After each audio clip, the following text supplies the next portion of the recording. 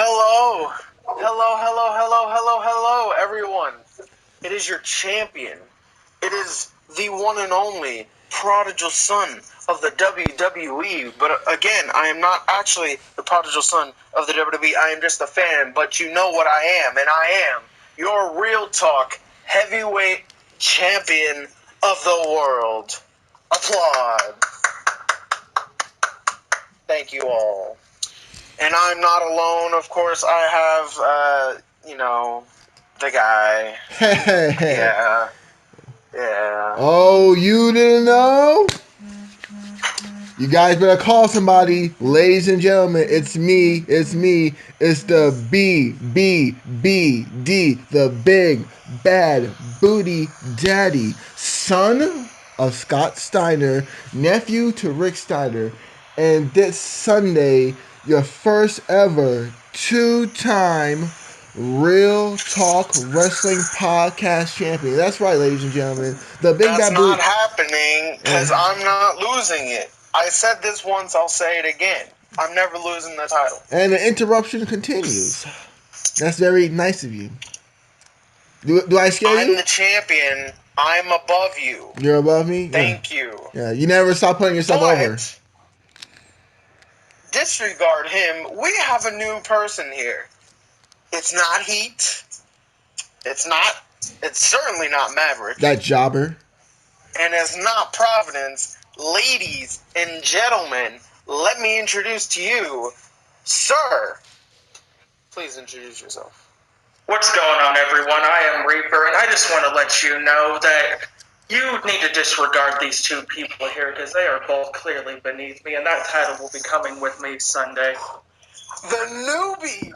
Oh wow. Okay. Hold on. Wait. All right. You have to know.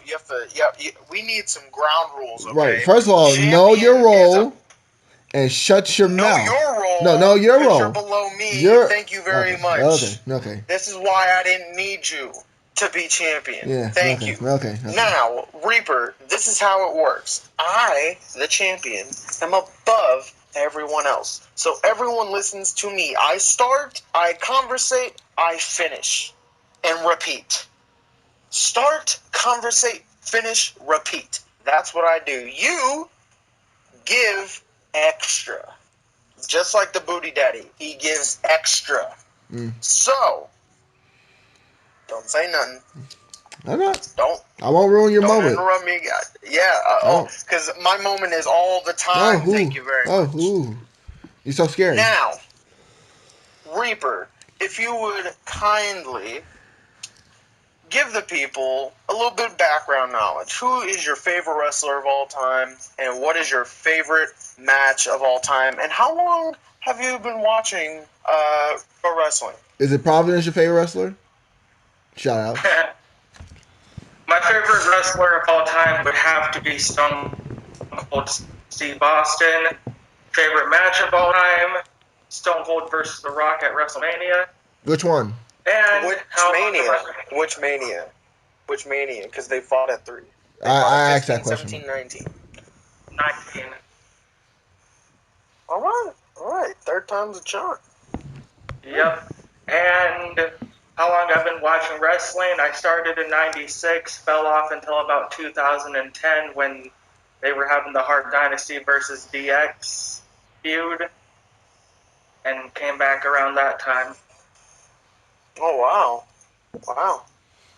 So when did you drop, so you've been watching wrestling for longer than we've been alive. Because, spoiler alert, guys, I'm only 19. So, pretty crazy. All right. But you missed a large gap of wrestling. Well, I mean, I caught back up on the network and stuff, so I know everything that went on. All right. I'll take that. So we are here, guys, for the Raw and SmackDown review. Now, obviously, if y'all have watched Raw and SmackDown, you would know how bad Raw was. And I can speak for everyone here when Raw was terrible, and SmackDown lit the fuck up. That's what happened. But before we get into that, I'd just like to say congratulations to Beth Phoenix on her Hall of Fame induction. Very well deserved. Although me personally, I would have said China before her, but I don't run the WWE. I don't decide who gets in and who gets out. Blah blah blah. So, congratulations to Beth Phoenix. Also, Jack Swagger has been released. What do y'all think of that?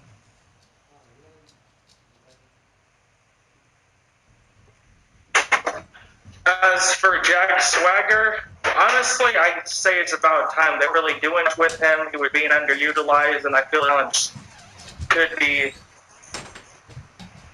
used off somewhere else. Yeah. What about you, Booty Daddy? What is your take on Jack Swagger? Well, I'm pretty sure I said it lots of times in the podcast that not only have Jinder Mahal, and James Ellsworth has been on TV and pay-per-views more than Swagger has been since the brand split. The only question was why it took so long for Swagger to realize he needs to go. Because if we're being honest, Swagger would have been on the chopping block this year. Yeah. Can y'all still hear me? I've been in my headphones. Oh yeah, we can still hear you. We can still hear you. You're still here. As long as you can hear the big bad Booty Daddy's voice, that's all that matters. But as I was, whoever this jobber's talking right now is, before I was lastly, oh boy. Thank you for your input. Yeah, my 2 minutes of fame. Thank you. And thirdly, a little bit of non-WWE news. The Hardy brothers, Matthew Moore Hardy and Jeffrey Nero Hardy, their real names, have not signed again with Impact Wrestling. So, will we see the return of the Hardys? Right now, no. But later, yes, and I cannot wait. Brilliance to appear on WWE television. As long as it's not watered down, I'm fine with it. Yeah, as long as WWE doesn't... So as long as we get a good chance of Matt Hardy and Jeff Hardy being themselves, being creative, I think it would be a perfect opportunity to bring back the Hardys. And maybe have them on Raw to help them, be honest, help Raw out, because Raw needs it, not SmackDown. SmackDown's already been looking good. Even when they had like a weak roster during the draft, SmackDown improved a lot. I mean, we're getting Harper and AJ now. Come on. SmackDown, they don't need the Hardys. Raw needs it.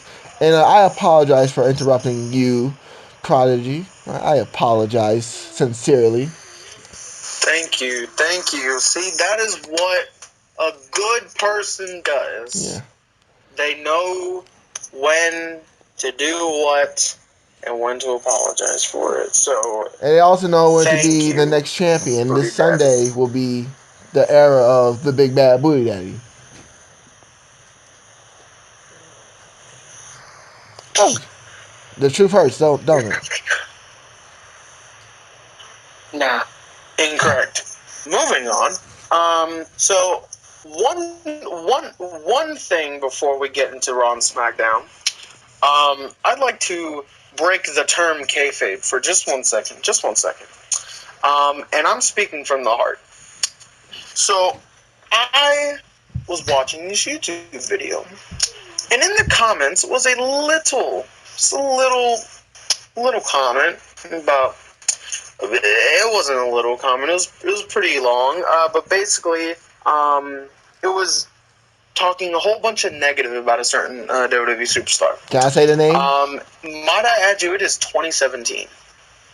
2017. We are still talking about a certain superstar named Chris Benoit. Benoit clock. 10 years have passed and we're still talking about him. And I'd just like to say, fuck you to anybody who thinks that Chris Benoit is a there you go, Benoit clock number 1. But people get this notion that since Benoit did what he did and I am not going to tell you what he did because you should know what he did. Just because of what he did doesn't mean that he was a bad person overall. It doesn't mean that his wrestling career was shit. It doesn't mean that him as a person in real life was shit. It was just a rough time. So, Chris Benoit, in my opinion, is one of the best wrestlers ever to grace a ring. Whether it was in WWE, ECW, WCW, New Japan, anywhere he stepped in those ropes, he was the best. One of the best ever. So, for people to come and talk about how he's such a shit person, how he's rotting in hell, how he's, he did nothing to contribute to the business, and just bad mouthing him just really ticks me off. I don't know about y'all, but it really gets to me. And I'm not defending the fact that he did what he did. I think it's terrible. No one should do that. But it shouldn't overshadow what was one of the best wrestling careers of all time. So for people who think that Benoit is just nothing anymore, fuck you. That's all I gotta say. I'm done.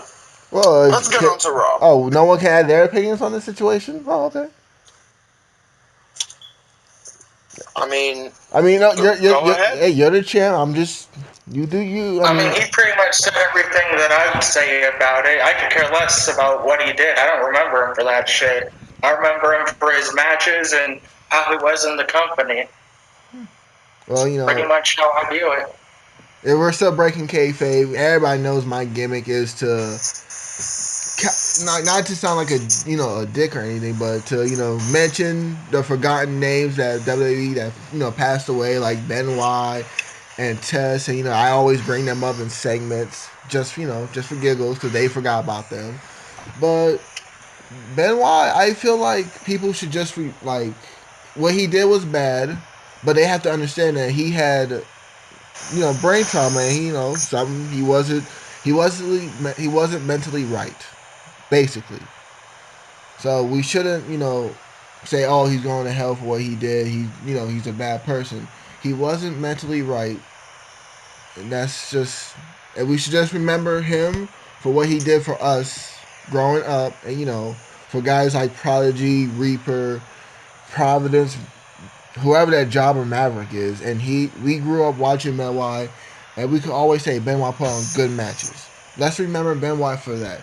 Yes, he did something bad, but he wasn't in the right state of mind. Let's just leave it at that. If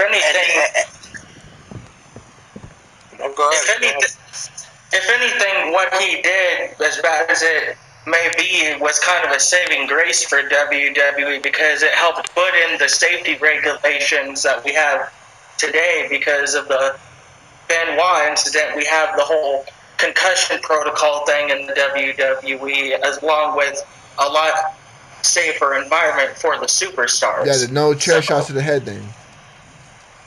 Yeah. The Benoit thing contributed to that with the concussion stuff. Yeah, I mean, anybody you put Benoit in the ring with, whether it was Eddie Guerrero, Rey Mysterio, Booker T, Roman Reigns, Triple H, Shawn Michaels, JBL, like anybody you put him in the ring with, it was a guaranteed. Kurt Angle, Chris Jericho, like anybody you put that man in the ring with, he had match of the night. So even Viscera. Viscera, yes. Big Daddy V. Like I said, anybody. Chris Benoit is pretty much the AJ Styles of yesteryear. But that's all I have to say on the thing. Let's get on to Raw, this shit fest of a show. Go home show for fucking Fastlane, and you guys did not deliver. The show started with Goldberg and Kevin Owens promo. Goldberg was, thanking the crowd. He was, made his promise on how he was going to take the Universal title from KO, blah, blah, blah, blah, blah. Kevin Owens came out. He was basically like, you did nothing. You suck. It was just back and forth.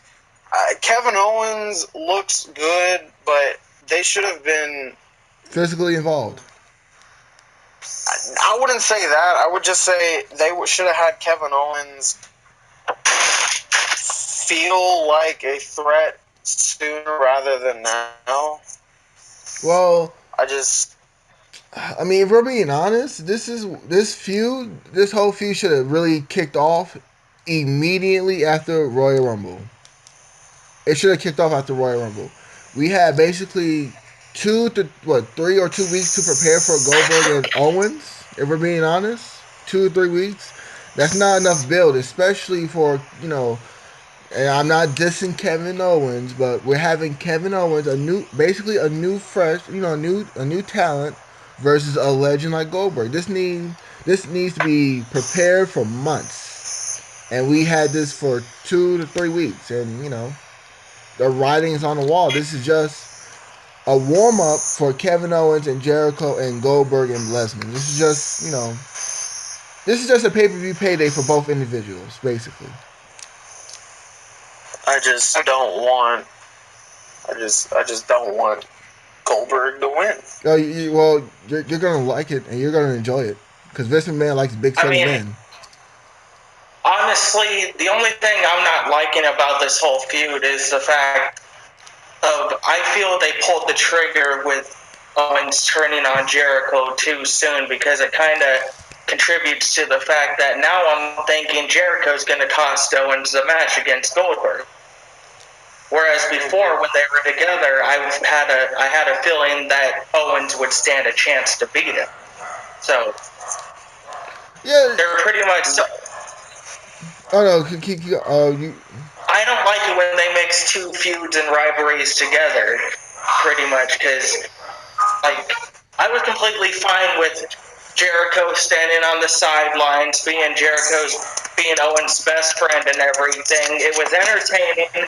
It provided a good quality to the lacklusterness we've been having on Raw, which is one of its only saving graces to have people tune in was just to see what was going on between the two of them. Now, like I said before, it's at the point to where you know for a fact that's going to come back to cost Owens in that match. There's no way that it wouldn't. Yeah, I agree completely. Like me and Prodigy talked about a few podcast episodes ago. We think that we knew Jericho and Owens were breaking up soon, especially WrestleMania season. But it was kind of too short and too soon to break them up, especially since Owens was going to feud with Goldberg. They should have, waited the night after to do it. Like, for example, Owens lost. So Jericho comes out and announced that the Monday after Fastlane that, I want to put a festival for you to show how our friendship can grow after your loss. And then that will be the heel turn. That sounds logical. I want to be a booker for that. On the bright side, if Owens ends up beating Goldberg at Fastlane, a WrestleMania match between Jericho and Owens for the Universal title does sound pretty entertaining. It does, because we're going Jericho. Jericho's in the best shape of his life. This guy's holding on. Jericho is the GOAT. Thank you for interrupting. He's the GOAT. He is the GOAT. Okay. Can I say Reaper, something? if you did not know, my favorite superstar of all time is Mr. Chris Jericho. So I am behind anything that he does. He is the best. And this feud needs the Universal title. Okay? It can't be for the United States title. It cannot be. Because that you just knocked Kevin Owens from main event status to mid-card, and you can't do that. Can't. Goldberg and Lesnar does not need the Universal Championship either. That's already a match of its own. Goldberg, Lesnar, part 3. So it just can't happen. Can't happen. Can't happen. Can we talk? I mean, if you want to give a stipulation to the Goldberg Lesnar match, make it a career match. Oh, that sounds perfect. Yeah. Cause well, isn't And then Goldberg's have last match at? Goldberg lose. Oh my goodness! Isn't Goldberg's last match at Mania? If I'm not wrong, his contract ends at Mania. Yes. Make that a career match. Unless they decide to extend it. Oh well, that is WWE. Well, give him a Legends deal where he can appear on TV. You know, something like Shawn Michaels has. He appears on TV, and then once on occasion on Raw, he'll come out and spear somebody just to get the fans happy. Have that. Perfect for Goldberg. Yeah, but wouldn't you think that's too much of Goldberg then? Look, I'm fine. I'm glad that Goldberg's back. I'm happy, but just maybe that would be a little too much. Like, we haven't seen Shawn Michaels in a while. You know? That's very true. Well, the thing is with Goldberg. What you want to say, Reaper? Go ahead. Oh, thank you. You let the future champ talk. You got brains, kid. So, like I was saying, the thing with Goldberg is it's kind of.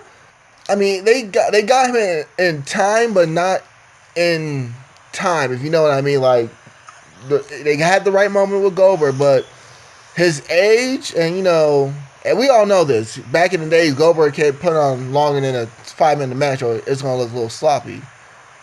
So you kind of have Goldberg in a bad time, but Goldberg will always get a chance because what he did, and he was a legend. But you should have got Goldberg around 2011 or 2013. That would have been your best time because Goldberg could have. 2013, 2014, have Goldberg come. And then at WrestleMania 30, instead of Undertaker and Brock, make that Brock and Goldberg. 10 years later, the rematch. Yeah, but I don't know. I just looked it up. Goldberg's longest match ever. His longest singles match was 15 minutes. Oh my God. 15 minutes, and that was against Triple H. Yeah, I'm not surprised. Back in 2003. Was it Unforgiven? Yes, it was. I had a feeling.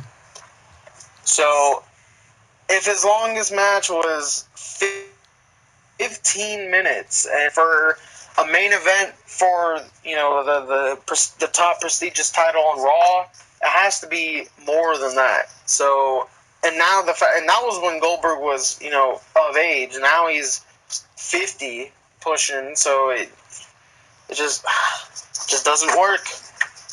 Don't do it, WWE.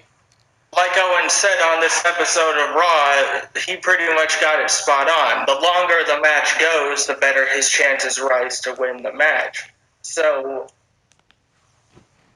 if they are going to give the title to Goldberg, then I'd expect this match to be no less than 5 minutes long. And stuff. So, I don't know. I'm hoping that because I would despise them for that. I mean, Owens isn't my favorite wrestler, but as we all touched up on, Goldberg doesn't need that title. There's no reason to give it to him. To give it to him would actually discredit it, if anything, because as we all know, what's going to happen? Lesnar's going to beat him for that title at Mania. Then we're going to go back to 2014. It's going to disappear. And then we're going to be all like, who's champion again? I don't know. I can't remember. I haven't seen it in months. Well, I agree with you until you said Kevin Owens. You didn't like Kevin Owens. Till you say you didn't like Kevin Owens as your favorite wrestler. You almost had me, man. But like we all can agree, Goldberg does not need the title. Owens needs the title. No, he doesn't. And Jericho needs to feud with Owens for the title. It needs to be Universal Championship. And Jericho wins it at Mania. Or I have would be completely fine with that. have Jericho finally put over a young talent in Kevin Owens. I mean, the last young talent No, Jericho's supposed to do that because he's supposed to be leaving after WrestleMania. no, he's doing payback. He's doing payback. Oh, he is. Yeah, April Well, 30th. yeah, so win they it can at Mania, drop it at Payback, and then leave. And then come back at SummerSlam. The final chapter. Have that. pretty much. And Owens doesn't need Jericho to put him over. He's been pretty much put over enough as it is. I mean, like he brags about it pretty much every time he comes out there. He beat Cena on his first night in the company. That pretty much established him right there. He's been the Universal Champion going on for, I want to say, 9 months. how long now? 9 months, I believe. Cause Well, let's look it up, shall we? it's longer than Prodigy's reign. I can tell you that.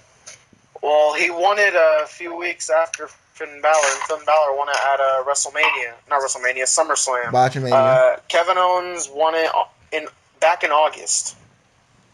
He's held it for 182 days. How many months is that? Let's seven- see. 6? Yeah, just about September, October, November, December, January, February. March. Yeah, about 7 months. All right. Also, I would like to add that Owens beat Cena clean. And then Cena Bury this man in 2 matches. He buried him, yeah. That's what Cena does, though. But He didn't bury AJ. AJ tried to bury him. That was funny. well, you know AJ's having none of that shit. Yeah, AJ was like, "Nah, fam, you good. You can have this forearm will bury you, buddy." AJ. All right, let's move on. The segment was okay. It just the whole predicament. I just don't want to happen. The next segment was the New Day. Did anyone else notice that the Green Bay crowd was one of the worst crowds ever? Yep. Like, they were complete shit. That's another reason why Raw was so shit. The crowd were dead, like, throughout the entire night. Like, Until they did, one chant came out. I don't understand why that chant came out, but we'll get to that when it comes to that We'll segment. get to that later. So, it was supposed to be Big E and Xavier versus Primo and Epico. And then they did the Oscars parody where, they got the best picture, motion picture wrong. And they're like, oh no, Primo and Epico, y'all aren't facing us. It's actually Jinder and Rusev. It's on the card, blah, blah, blah. Crowd was dead. The match, it sucked because the New Day have nothing going for them into WrestleMania other than the fact that they're hosts. Jinder Mahal, crap. And Rusev should have been world champion by now, but they're misusing the fuck out of him. He should have went to he's probably gonna be SmackDown. the Andre the Giant Yeah, Memorial what Battle is it? Royal. What is this handsome Rusev crap that they're going with now? It's like, Well, they have the ravishing Russian Lana, so Rusev needs a nickname. no, he doesn't. Whoa, excuse me, Reaper. I'm just giving my opinion. I'm just saying. Also, That's fine and all. anyone feel like Yeah. I saw a picture of the crowd on Raw. The crowd wasn't sold out. It was actually like lots of people missing.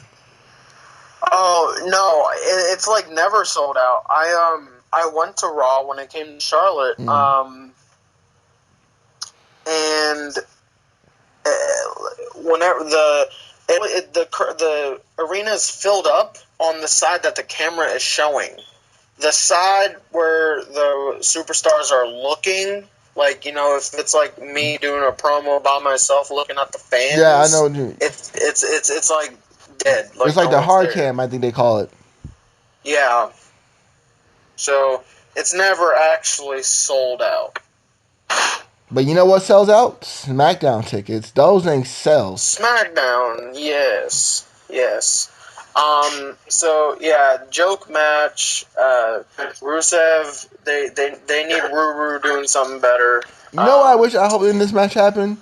I'm sorry to cut you off, Prodigy. I hate doing that. Yeah, I know you hate that. I want to stop doing that one day.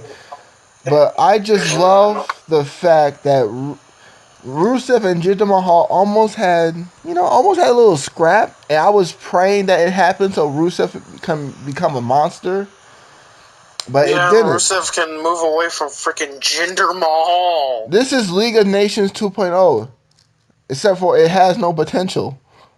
Rusev, Exactly. it's killing Rusev. Rusev might not recover from this. He's gonna be the next Vladimir Kozlov. Oh, please don't turn him into that. Right, this man has talent, man. He does have talent.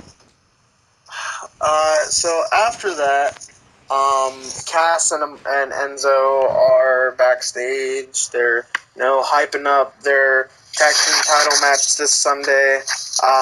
Then Cesaro and Sheamus are talking.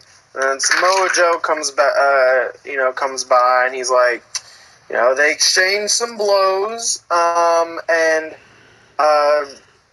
they're having a match tonight, which doesn't it, like, it's not the main event, but it was the last match on the card, so technically the main event.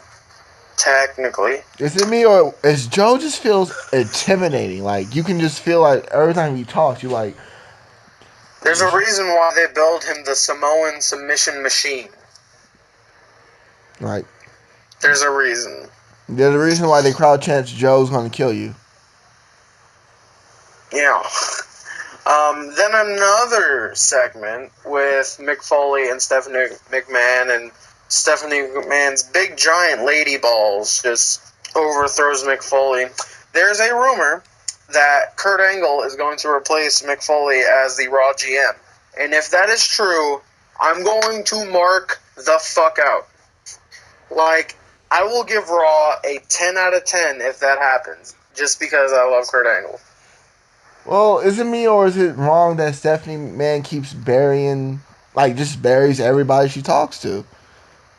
She has yet to put over anybody. The only person she put over was Roman Reigns when she got speared by him. Jesus, woman, put people over.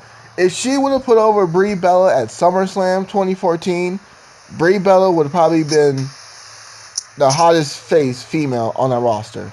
I'm telling you. And as I've said in the chat before, I honestly think one of the reasons Raw fails so much is because it has too much of Foley and Stephanie McMahon. Well, keep going. That's pretty much all I had to say. I agree with that. But here's the thing: even though I love Mick Foley, if Kurt Angle becomes GM, I'm okay with seeing him every segment. Well, I'm okay. I'll be okay with it. Speaking of every segment, Mick Foley did one good thing with Sami Zayn in December. That was pretty good. When he said he traded Sami for Eva Marie, that was great. God. That was phenomenal. Marie. That was actually pretty good and hilarious. But keep going, Prodigy. I'm sorry to interrupt you again. It won't happen again. I promise. No, I promise. I won't. You're the champ that runs the camp. Then we got another cruiserweight match. It was Akira Tozawa versus Noam Dar, and it's a typical cruiserweight match. Tozawa won. Then Kendrick is attacking him after the match. Reaper, what is your take on the cruiserweight division? Because as for me and the Big Bad Booty Daddy, we have already set our take for cruiserweight division, so it hasn't changed. And as far as we know, if this keeps where it's never going to change. So we usually skip. I usually just say like one or two things about the match, and then I go on because the cruiserweight division is just so low. But I want to know your take on the cruiserweight division before we move on, just to get a fresh new opinion on it. And if it's the same as ours, then shit, we're blessings in disguise. But go ahead. All I have to say about it, I hate it. No. I hate it. All right, well, Short and sweet. there you go. There you go. Let me tell you a joke I call about Akira Tozawa. Are you aware of Akira Toriyama from Dragon Ball Z? Mm-hmm. I always call Akira Tozawa Akira Toriyama just because of the name. So every time I see him, I'll call him Akira Toriyama. I will say Gallagher is pretty entertaining, though. Oh, No, there's a few faces in the cruiserweight division that are good. Neville, Jack Gallagher. I like Rich Swann. Austin Aries. Handle this. When Austin Aries is not injured anymore. Ooh, boy.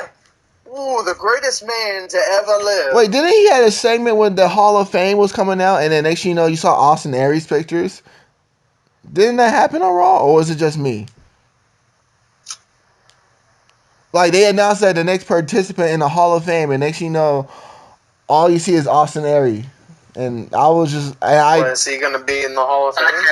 I can't recall that. I don't know. If I saw that and I died and went to heaven, I was like, Austin Aries is going to be the man in this company. He's going to save Raw. I mean, he is the greatest man to ever live. Yes, well, second to the Big Bad Booty Daddy.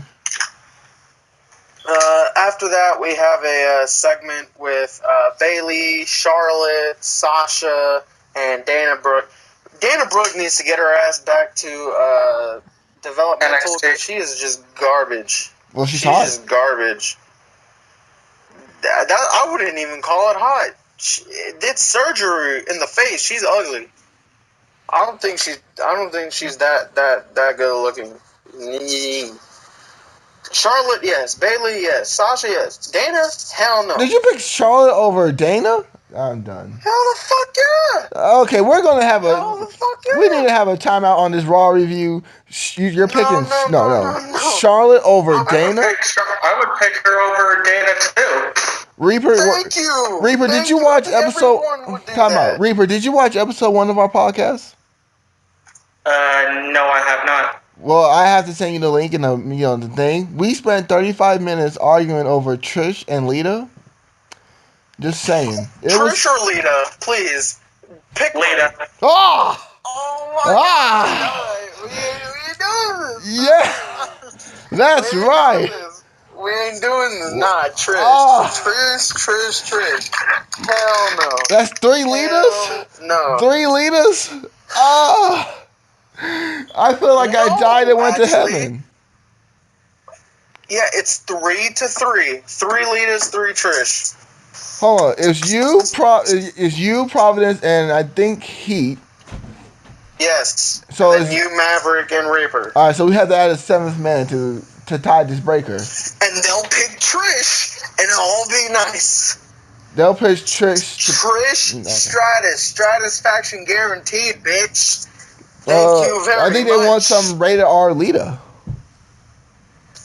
I'm not mad about that, but Stratisfaction over that. Oh, you're Anyway, crazy. let's continue. They had a promo segment.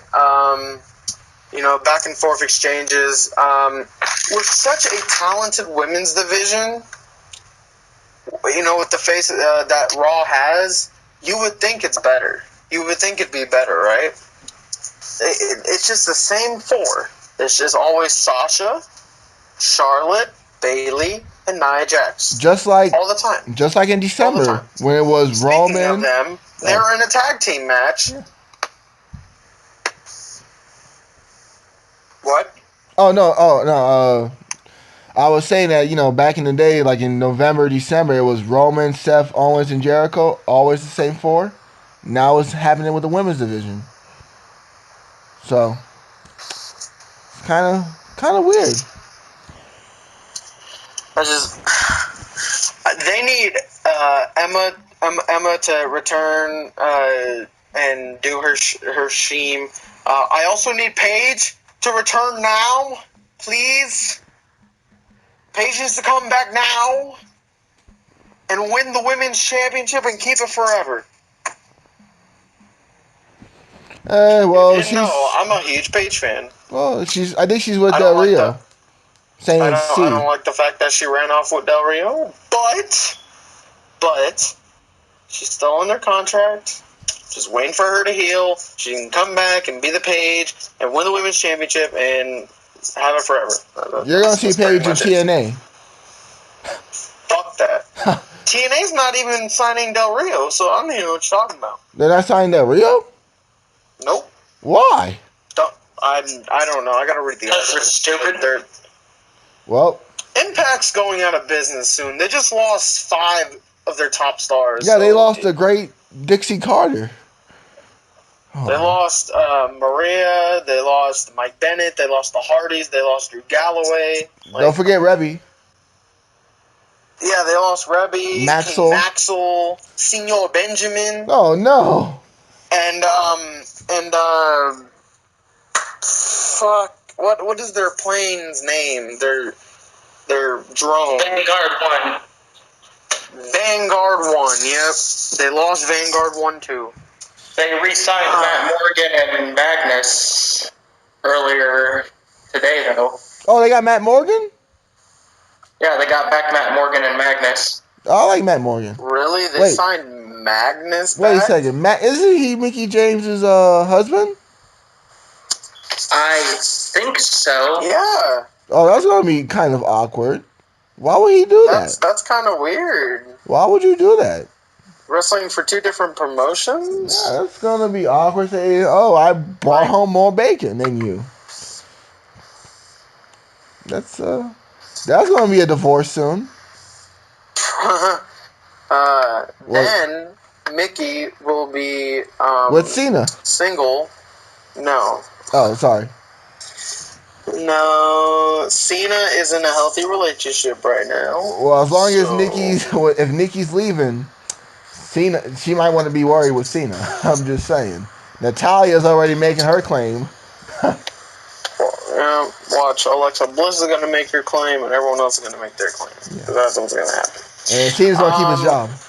But overall, the match was okay. It wasn't anything special. It was actually a little bit worse than usual, but just Raw. It's just stale. It's because we keep getting the same segments every week. I mean, it's done differently, but overall, it's the same shit. Speaking of the same segments, after we get a segment with Strowman and Foley again. And Strowman's like, I need a contract signing, so when Reigns is, getting his ass kicked, he can't, run away like a little bitch. So Foley was like, okay, you want it? Fine. I actually like the segment. After that, Luke Gallows took on Big Cass, and Big Cass won. So not only, I like the fact that Cass and Enzo are getting a little bit of momentum, but the fact that the last few weeks, the tag team champions, your champions of the division, have been jobbed out by Roman Reigns, shocker, and then lose a match going into their title defense, it does not look good at all. It just doesn't.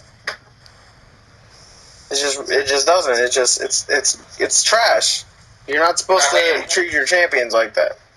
I'd like to see Enzo and Cass as champion. Time out. Yeah, I'm about to become the heel again. I'm a tweener right now. Enzo and Cass, they had their chance as soon as they came out of, NXT. Money in the Bank was their moment to be the champions. It's kind of too late. They got to keep being rebuilt. When they get rebuilt to WrestleMania season, well, when it's actually WrestleMania, you pull the trigger. For right now, the club needs it the most. The club are the most dominant team in WWE right now, and they need to be treated like such. They're not dominant. They're not dominant. They were, and they need to be treated like that again. I mean, you have Carl Anderson. The fact that they're champions doesn't help the fact that they've been booked like shit. I will make the argument that the only reason the club is even relevant at this point in time was because of AJ Styles. After the draft and AJ went to SmackDown. Oh yeah, the club were dead. So no, they're not. They've been complete shit. Why wasn't the club drafted with AJ? Weren't they all one unit? They should have been interacting with AJ. And can I go back to one of the earlier, like not earlier segment, but I want to touch up on the whole New Day thing. They need to break up the New Day. There's nothing left for them to do with that thing. And honestly, I feel they should actually push at least Kofi or Big E as a singles wrestler. Okay. If we're going on the basis of the whole tag team division. Well, if we're being honest, we will touch on the club scenario later. I think that each individual should go for a singles title on Raw, but still be a team. Like Xavier can go in the Cruiserweight division. I think he'll shine. Kofi can go for the Universal Champion, and Big E can go for the United States title. And they still be a team and still team up like back in the days with DX and the NWO where they had I don't think they should break up the New Day, even with the fact that they have nothing really going for them right now. People still love the New Day, so I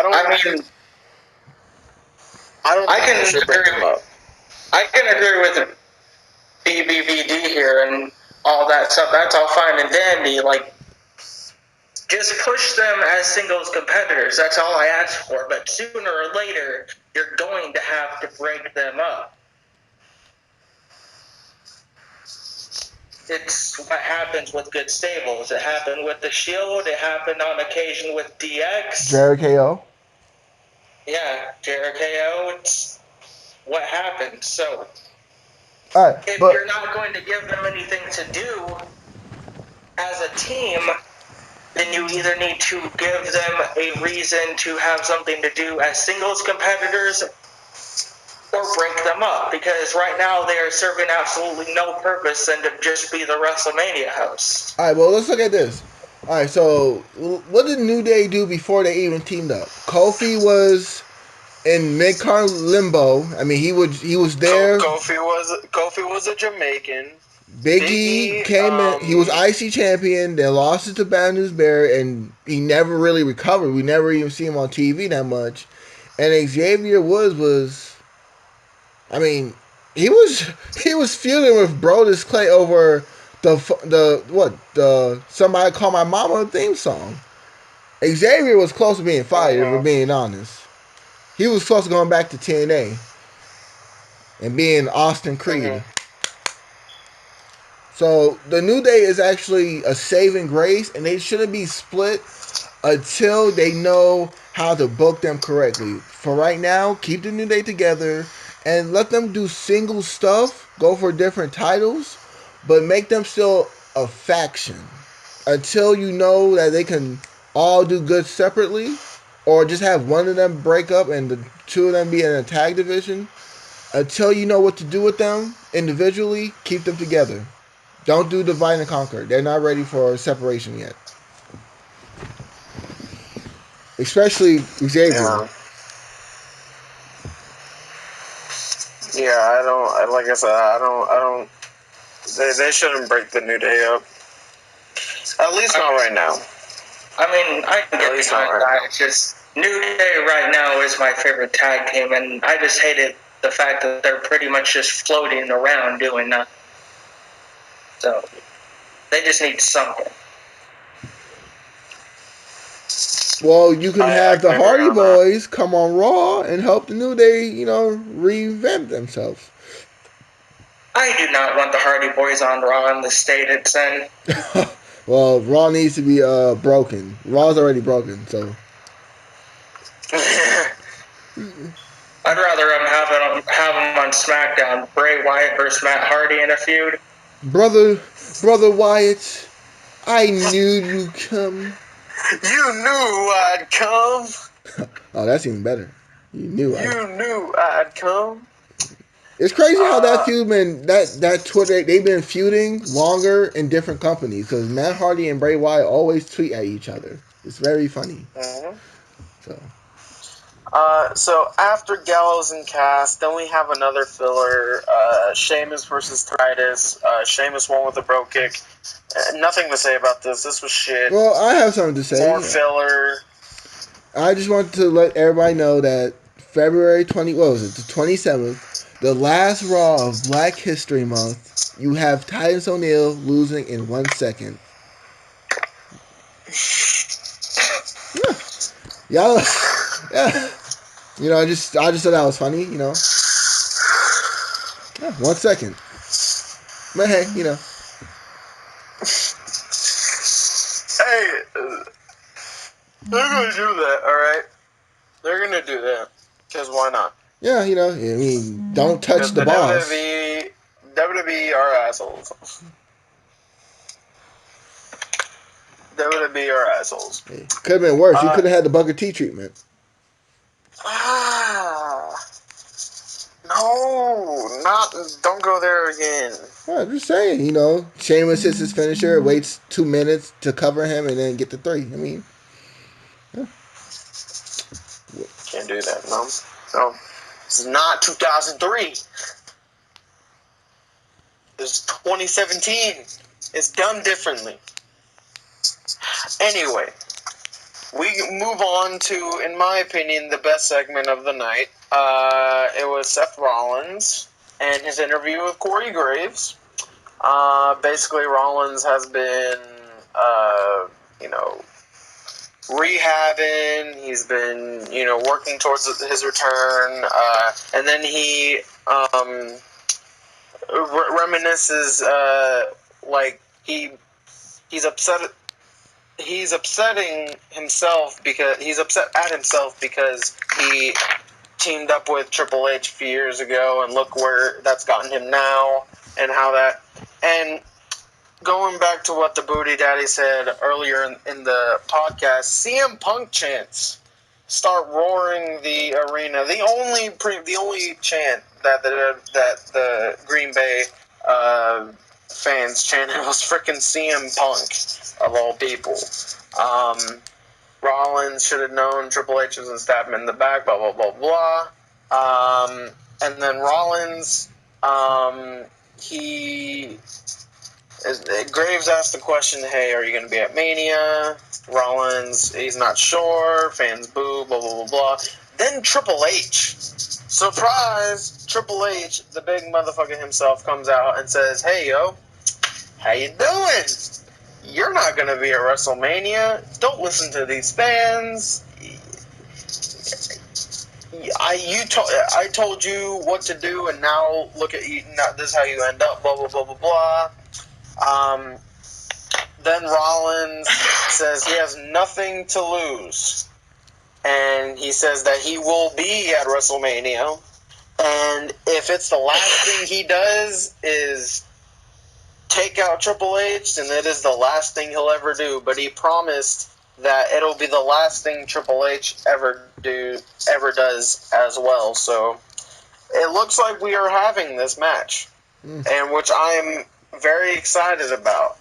It was a great segment, in my opinion, although the CM Punk chants were unnecessary, but it ruined the segment. It's the WWE Universe. They chant whatever the fuck they want. Like when I went to Raw a while back, they were chanting Chris Benoit, and they were chanting dildos. They said what? They were chanting Chris Benoit Clark, motherfucker. That's number 2, baby. But they were chanting that. They were chanting dildos. Like, they were chanting a whole bunch of weird shit. Like, I can attest to the crowd chanting whatever they want, because last time I went to a Raw, me and my roommate got a Spearmint Rhino chant going for Sheamus when he was in the ring. It was when he was good. He had the green hair and all that, so we called him Spearmint Rhino. I like that. But like I said, I think it was the best segment of the night. Then, more filler. God damn it, Raw. It was the Big Show versus the Shining Stars, and Big Show just cleaned house with them. Why? Why was this match even on the show? Just why? You know, I have to say, shit. This match should have been on Superstars and let the Seth Rollins and Triple H have gone a little longer. If we're being honest, we didn't need a 2-minute match. I forgot Superstars even existed. Oh, you're welcome for that. You know who's my favorite superstar? Chris Benoit. Benoit number 3. Yeah, I said that gently. But yeah, I just felt like that whole match, 2 minutes. That 2 minutes could have went with the whole Seth Rollins scenario. Have it built even more. Seth Rollins has been on TV for what, 4 weeks now. He deserves a long. It should have been a 25-minute segment of a straight interview, and have Triple H and Seth Rollins have a stare down Honestly, I inside the think the ring. segment should have closed the night. They should have. They should have. But Raw stands for Roman always wins, so Roman has to close the show. Oh, did I spoil the show?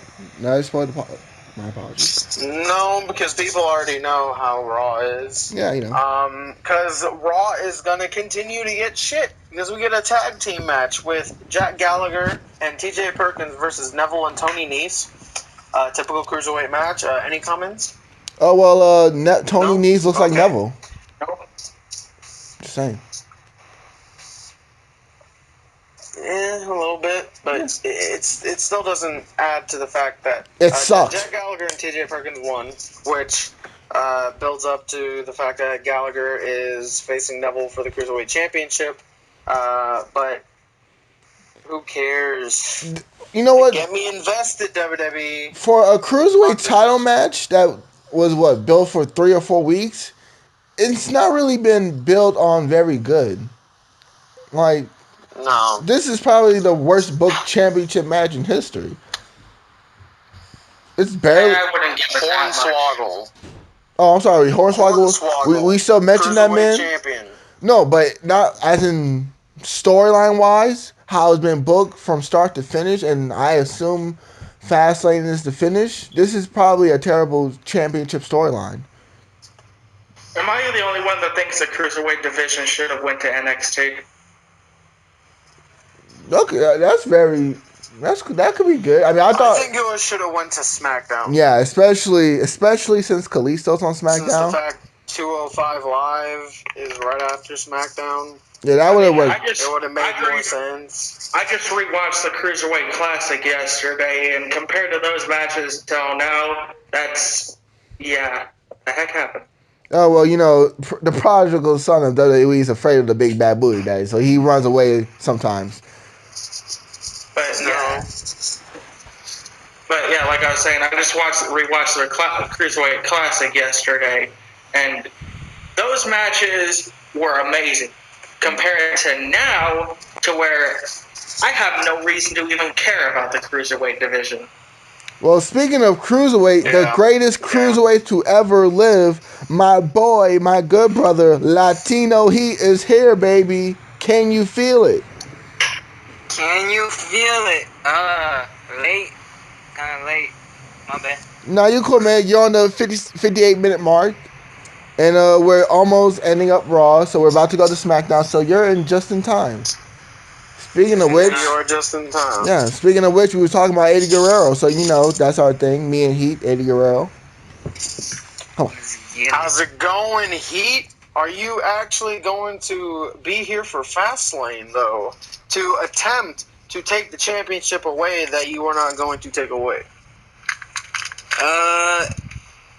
I'm gonna take that championship, bring it home where it belongs. Oh, good, because last time you did Elimination Chamber and you was texting me crazy stuff about Chris Benoit was winning. Well, if I would have never got screwed, somebody put in my answers for me, then I would have won the champion. Yeah, that's yeah, yesterday's no. news. No. But after that cruiserweight match, we had a backstage segment basically telling us that Sasha will take on Nia Jax at Fastlane. New era, same old shit.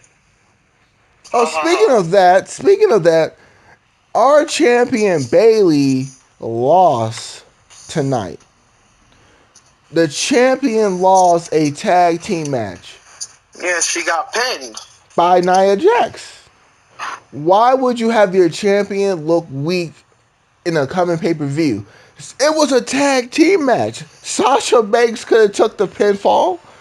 I mean, did they not book that correctly? Did they not think about this? Did they forgot? No, WWE, because it's the WWE. The bookers of Raw don't think of anything. That's why Raw sucks and SmackDown's better. You're right. I mean, Raw is like Maverick. It's just terrible and terrible. Oh, if the boy was here right now.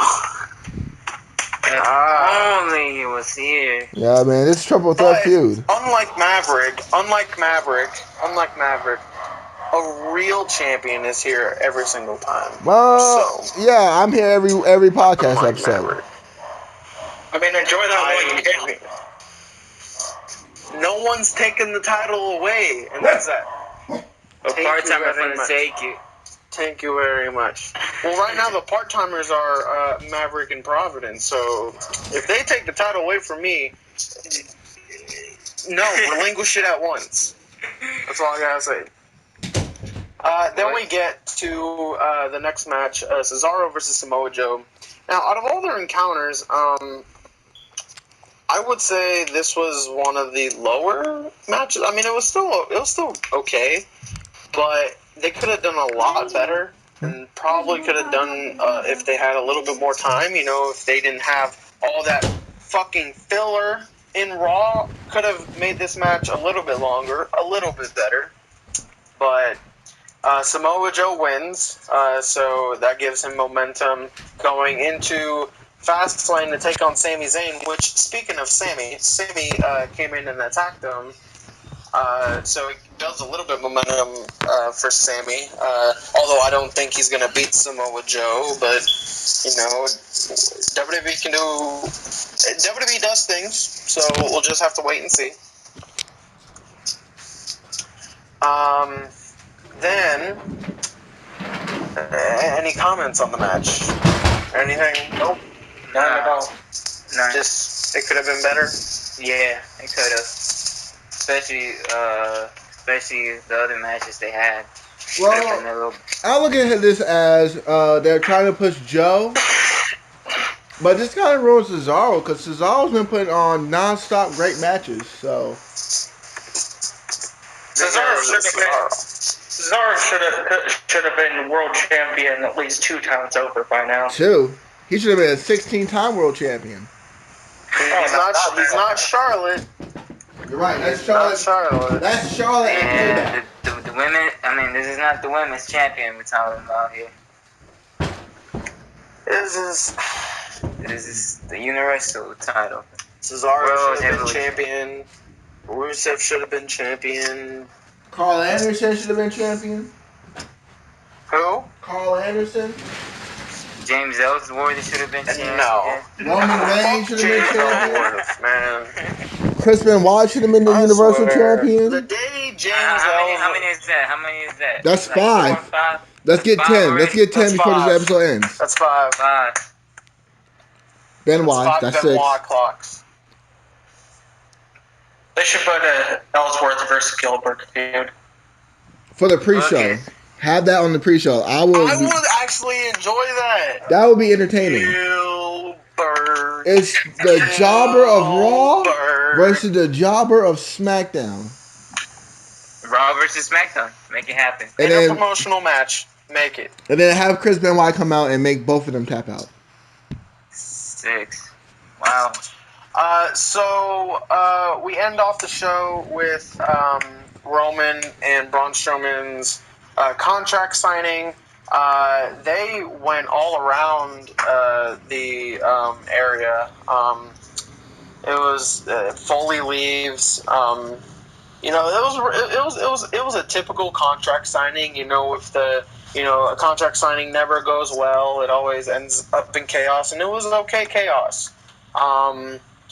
But Reigns was finally able to get in the ring and sign the contract. So, and the Raw ended with Reigns on his ass yet again, which gets me scared because then they're going to make him look strong as fuck and make him beat Braun Strowman. I mean, me and my roommate were joking around about the contract signing. We were all like, no, you're doing this all backwards. Here's how it goes. You talk shit to each other, you sign the contract, and then you beat the fuck out of each other. You don't beat the crap out of each other, sign it, and then talk shit. You're doing this all backwards. You know what? Your roommate's pretty funny. He needs to join this podcast. He's true. It's true. The more the merrier. Right. So now, Reaper, whenever we get done with Raw, we rate it out of 10 stars, 1 being shit or 0 being shit, and 10 being the best show ever. Give our best moment and worst moment. Since I'm the champion, I always go first. Sadly. Not for long. Because I'm the top. Shut up. I'm Hey, don't tell him champion to shut up. always. I tell him to shut Not up. for long. Both of y'all shut up. Is it possible to rate Raw a negative number? All right. Give it to a scale of Roman Reigns Come on now. and Show James mercy on Ellsworth. Raw. Does that sound better? Give it Give Roman it a scale of what? of Roman Reigns and James Ellsworth. Both crap. Okay, that sounds fair. I'm gonna just go with the 1. Raw was a 1. It was complete shit. The best moment was obviously the Seth Rollins Triple H segment. Till CM Punk And chance. the worst segment, I mean, can I say the rest of the show? Stick to at least 1 or 2 things with- individually in the show. You know, just Okay, well, the filler match. Sheamus and Titus, Big Show and the Shining Stars, like no one needed that. Just a whole bunch of filler and a whole bunch of shit on Raw. whoa. Big Show need to be put over. You have a fresh new talent. You need to put over Big It's Show. the Big Show. Right, it's the Big Slow. You gotta put over the new talent, like Braun The Strowman. Big Swole. I will say Put Big Show versus Braun Strowman at WrestleMania. He does. I'm pulling Homie it. Shaquille O'Neal Oh, versus Big Show's looking Big Show. fantastic. I heard that match was canceled. It is. That's what I heard. Big Show said that his contract ended up. It's not happening anymore. God. It's because of Big Shaquille O'Neal, right? Shaq was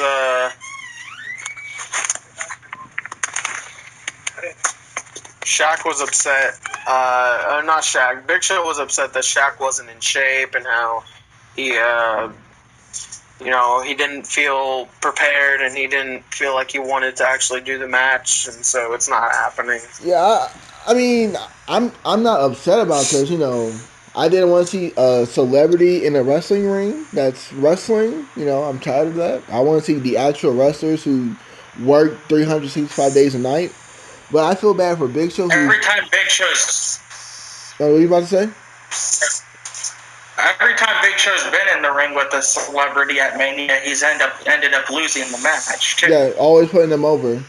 But I just feel like, I feel bad for Big Show, who's personally took time off of the WWE road trip just to be in great shape to put on a good match with a basketball player. So seeing Big Show, we saw his abs. This Big Show looked freaking phenomenal. I haven't seen Big Show looking nice. And his match a couple weeks ago with Strowman was actually not a bad match. It was actually a main event. It was a It was great main match. event worthy. And if we're being honest, It Big was Show. pretty great. I thought I was seeing Kane from 2000 the way Big Show was looking. Big Show and Braun, I thought I was looking at 2 Kanes from the 2000-2001 era. Because, good God, they're jack and athletic and they're big. Yeah. Since you're talking, 1 out of 10, best moment, worst moment. All right, well, unlike the Benoit clocks, which is now at 7, this match is I'm going to give it a 3 just because of the Samoa Joe I was segments. buried by Triple H. Oh, I'm sorry. You got buried by who? By the King of Shovels, Triple H. Oh, okay. You know who never got buried by Triple H? Chris Benoit. He made that man tap out. What's that? That's 8. We're getting. 8. This is a record. Oh, We're getting it. we're about to get 10. I'm getting excited, man. Oh, okay. But yeah, I give Joe because Joe was amazing all night long, and the Seth Rollins. Those were the 2 best moments from Raw. And the worst moment was probably Stephanie McMahon. And honestly, everything else. Raw was just pretty terrible. Yeah. What about you, Heat? Let's see. I give it a 10. A perfect. No, I'm just playing. Just teasing. I'll probably give it a 2. Worst Yeah, moment. that sounds more logical. Worst moment. You know, I'm not trying to be too hard on Raw. You know. I mean, they got good Worst talent. moment. Let's see. Yeah, they do. The worst moment is that they misused their talent. Oh yeah. You know, Cesaro versus Samoa Joe could have been better. I think that was, the critical point. The best moment was me realizing that it's Monday and then tomorrow's Tuesday, and I was like, oh, SmackDown. True. Because everyone loves that. What about you, Reaper? Your first critique on the podcast. And be easy on Raw. Treat Raw like a lady. I'm gonna have to give it a 2. Best segment, Seth Rollins. Worst segment, The New Day. No, you was prepared for this. Yeah, dude, he was ready. He was ready.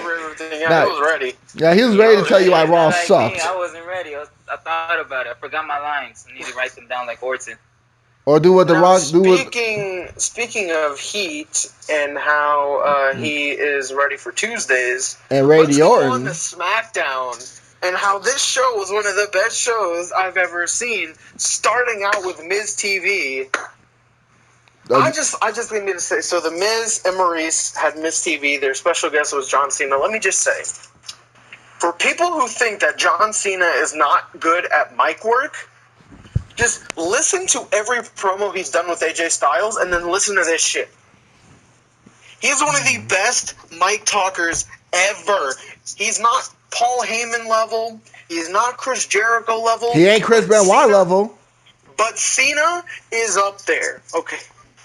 Cena is up there. Same goes with The Miz. The Miz is up there as well. This segment was one of the best segments of. I think it's the best segment of the year so far. Agree. Yeah. No, well. This one later on. Oh yeah. That one later on was pretty damn good, but I think this one just a little bit. If I could nitpick one thing, I love and hate this part. Is when John Cena said, if I was a master manipulator pulling the strings, you think this close to WrestleMania I would be in the ring with you? I'd rather be in the ring with The Undertaker. It was at that moment when Cena broke kayfabe and said, look, listen, buddy, no disrespect to you, but you're no Undertaker, and I'd rather have my time with him than you. And I love it, but hate it because that made the Miz look, kind of crappy. Miz, you're not the Undertaker, but if you press me again, you'll be a dead man. Like, Cena, what? Cena is like straight fire. Cena is teasing this match. He's teasing for the Undertaker. I love it. This whole segment. I mean, there's two possible matches that could come out of it due to rumors: Undertaker versus Cena, and then the Miz and Maurice versus Nikki Bella and John Cena, so it could go either way. No, it's the mixed tag match. You know what would have been better? If the Miz had the match, unfortunately. It would be better if the Miz kept the IC title and have Miz and Cena 1-on-1 for the title and Nikki and Maurice as managers. That could have been great. Like that. And Cena win the IC title and becoming a Grand Slam champion. Hopefully it doesn't go. If that ever did happen, hopefully it doesn't turn out like the last match at WrestleMania. Oh, one of the worst Manias that I ever seen. Yeah, it was crazy. I had a pizza party and stuff. Come on. We got to see Michael Cole versus Jerry Lawler. Yeah, that's the best Mania match ever. Yes, you're nailing it. Don't forget Cody and Ray. They put on a pretty spectacular match. Randy and CM Punk? Oh, yeah. Wait, what match did Reaper say? Who's CM Punk?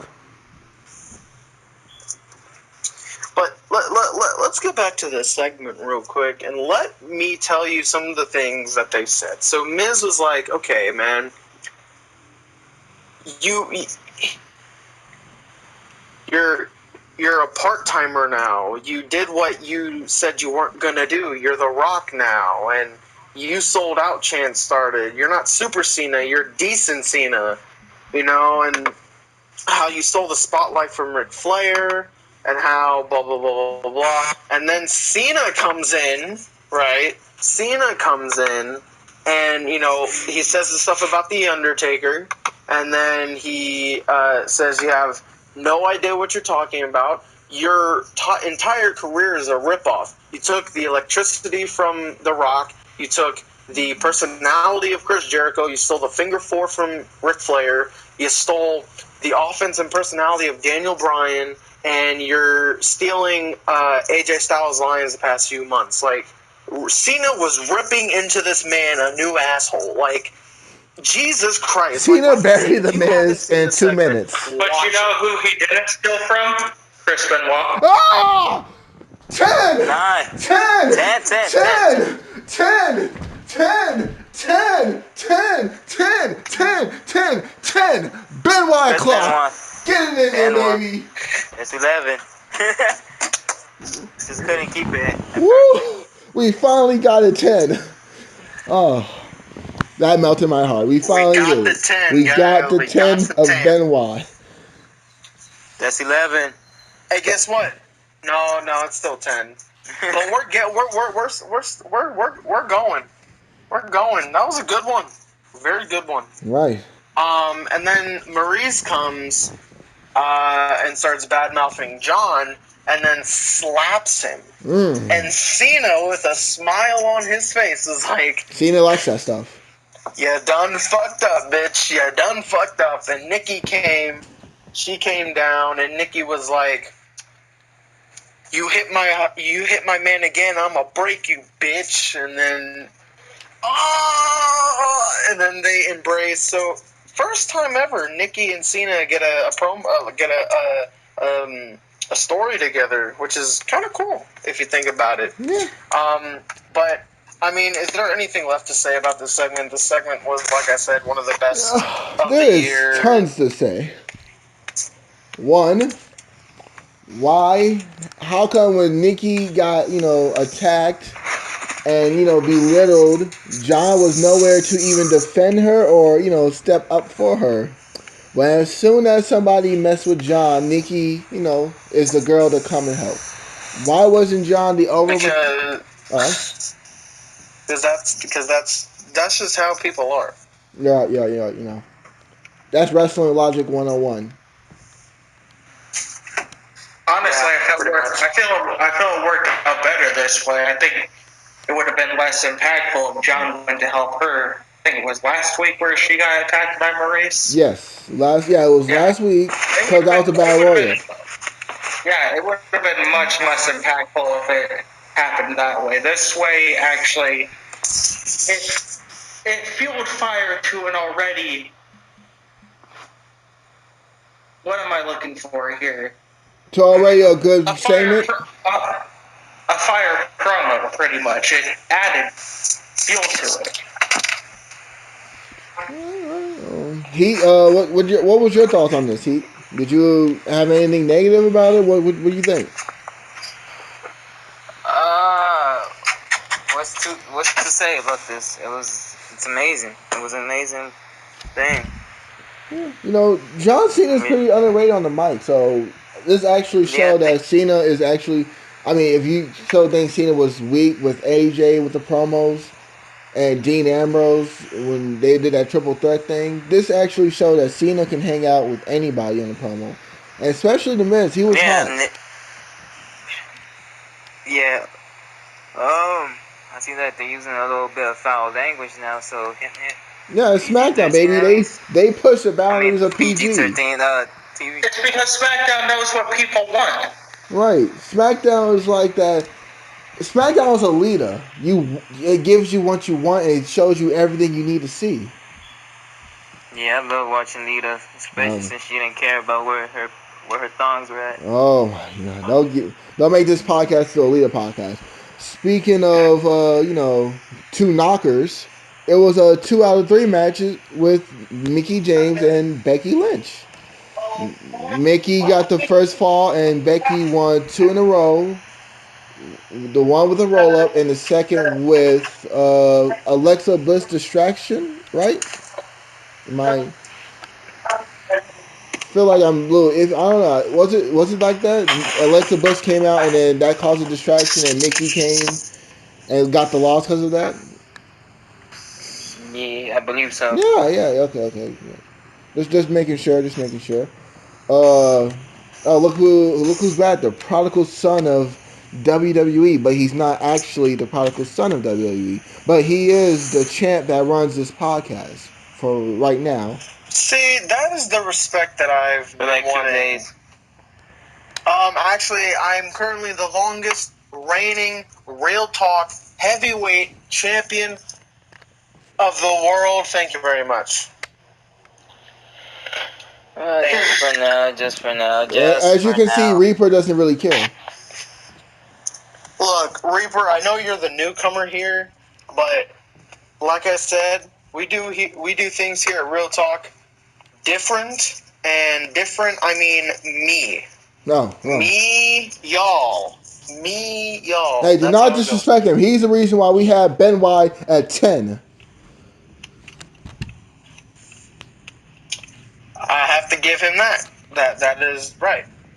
So the next segment was a 2 out of 3 falls match. Becky Lynch versus Mickie James, and it was a good match.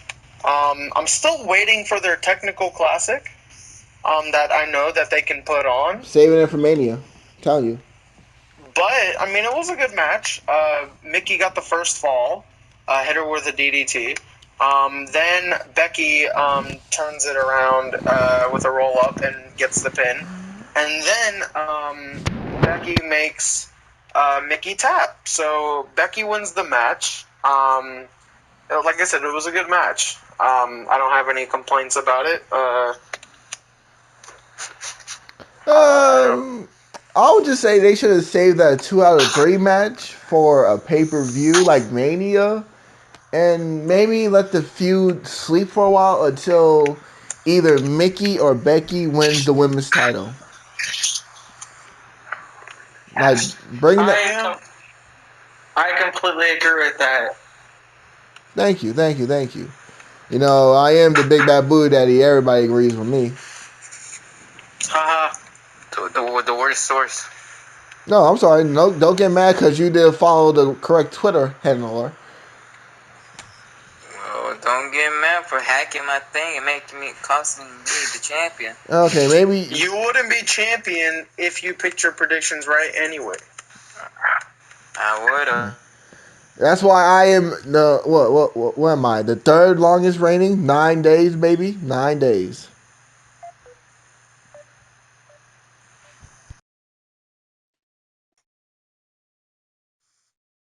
Yeah, I was a 9-day Real Talk Wrestling podcast champion. Just want some respect. The shortest? Oh yeah, the shortest reigning. Oh, because Maverick held it for 15. I've held it for 19, and I'm guaranteed 22 days. Thank you. How long have you held this belt? Nah. Well, I hold this how long? Podcast champion. There's no other title but the heavyweight title. I have a cruiserweight title made especially for me. You can get the internet championship. Oh, have a look. There you go. I'm the internet champion. From this point on, I am the internet champion. Proclaimed from Reaper. See, Reaper called it. I am the champion. You know, we should have a champion for the Miscellaneous podcast when we do trivia and we get the most right. Then you can have that championship. Well, I'm gonna have 3 champions then. I'm about to have 4 this Sunday. Yeah, that's a working statement till we all find a agreement. But for right now, there's only one champion, and it's sadly it is the prodigal son of the sadly WWE. But not really the prodigal son. Yeah, we get it. Same old catchphrase. Yeah, we get it. You might want to. Anyways, let's continue with this amazing SmackDown. We go backstage to Luke Harper. He cuts a promo on Bray Wyatt. Then Wyatt comes and he cuts a tiny promo on Luke Harper, furthering tension between them. Then we get a segment with Alexa Bliss, and Natalya comes and basically says, "Hey, I'm gonna take your title away. Please don't do this." Well, First of all, who's She supposed to be deserved the it. heel? Who's supposed to be the face? Well, I think Natalia turned face just for that segment, but I felt kind of weird because I predicted that Natalia would tell Alexa saying, "Hey, if I wasn't, married, I think Buddy Murphy would sleep with me." I was expecting her to say that, but it was kind of disappointing that she didn't say that. You want Natalia to characterize herself as a whore? No, I am just saying. She wasn't married. I'm just saying. That's what she said with Nikki Bella. If she wasn't married with Tyson, Cena and her would been together, screwing each other. I'm just saying. That's one time. That's just a one time. I mean, if what EBVD said is true and they turned her face just for this segment, then the whole being a whore thing isn't too far off from the truth. Because she goes back and forth from being face and heel more than a trick on a street corner. Oh, Okay. I love this gimmick. Well, your first podcast, you're just making an impact already. Right. Jesus, hello. He's making a bigger impact than Big Show's face and heel turns. And that's like every other day. Right, exactly. Big Show just turned heel about saying that he wanted to face Shaq.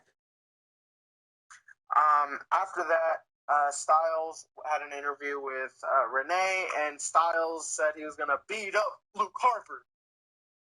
Oh, I missed the and go club. right where he belongs.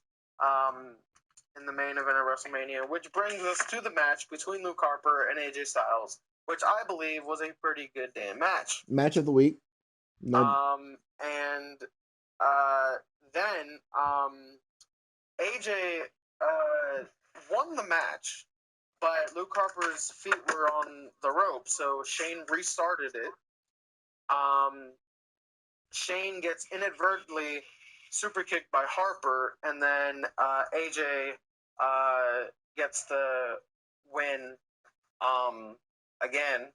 So AJ won twice. So people thought Luke Harper was going to be in the main event, but I guess people, I don't know, it might be. I'm not entirely sure what they're going to do with Harper. I don't want it. I don't want the AJ Styles Shane McMahon rumored match to happen. AJ Styles could be doing much bigger things. Well, I don't it know. could be. Shane was a could great have. match. Well, it was a great match, and I love how AJ took Luke Harper's foot off the rope. Very, very. We don't see that a lot, I'll be right back. Okay, no problem. After these, we'll be right back after these commercials. Yeah, this podcast is sponsored by Apollo. Get your dog some Apollo. It's some good food. It's also sponsored by #BringBackTout. Oh my God. I'm trying to help my friend Daniel Bryan. He told me, he called me. He's like, "Hey, help me out. He trying to bring Tout back." No. Yeah, let Tout die. No, #BringBackTout. It's gonna be a thing. Or #bring back bra and panty matches. Please. Shoot. All right. I'll be on board with that now. Yeah, you might make Sasha Banks mad. Maurice versus Nikki Bella in a bra and panty match at Mania. Please make Nikki Bella bra completely off. Just. It's not gonna be Sable, man. Please. Although Sable should be in the Hall of Fame. Or China over Beth Phoenix. Just saying. I mean, Beth Phoenix, That's what I said. Yeah, we love you, Beth, but it's way too soon. You just retired, what, 5 years ago? 2012? 5 years? Yeah. You retired 5 years ago. What about people like Ivory? Jacqueline. Wait, no, Jacqueline. No, Jacqueline went. Jackie got. Yeah, it's Jazz. I got her confused. Jazz, Ivory, China. Yes, China. Or give me a Stacy Keibler. I would love to see her, walk across those stage. How about one night in China? That's what X-Pac likes to do on the weekends. Spend a night in China. One night in China. Afterwards, Carmel's Worth. Best segment of the night. Yeah, they interrupt Nikki Nikki and Cena. Did he say best segment of the night? Ellsworth stands up for Carmella saying everything about Nikki is fake and all that. And then Cena says, hey, we're having a tag team match next week. See you then. And Ellsworth is just as like no chin. Just like, I'm going to get fucked next week. Like, Cena's about to wreck me. Cena's about to bury me back to the Indies. Hell yeah. You know what I see in this match? More women action, and then Cena just getting the attitude adjustment on James Ellsworth and getting the win. That's all I see. I want to see James Ellsworth getting his goal. Or we could see some Carmella seductions, you know, just saying. Wink, wink, nudge, nudge. Just everyone stealing John from Nikki. Yes, I'm seeing that because didn't Carmella quote something about Nikki and Cena? Didn't she say something about that? I could be wrong. I feel like everybody brings all the female on SmackDown brings up Cena. The same thing.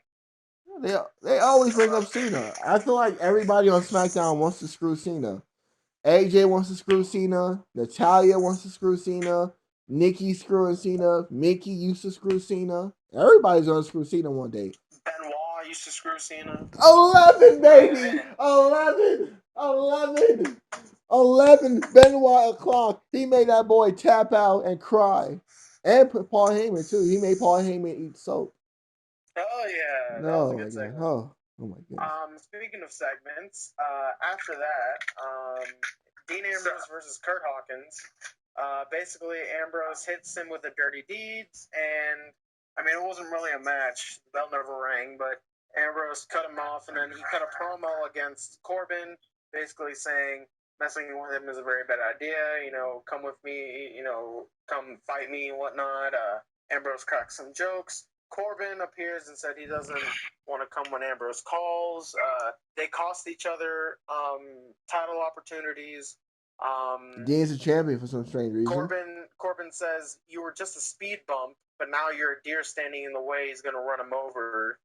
They both issue some warnings, so obviously it's going to be for the Intercontinental Championship. Corbin versus Ambrose, which I think could be a very underrated match. They just need to build it a bit more, in my opinion.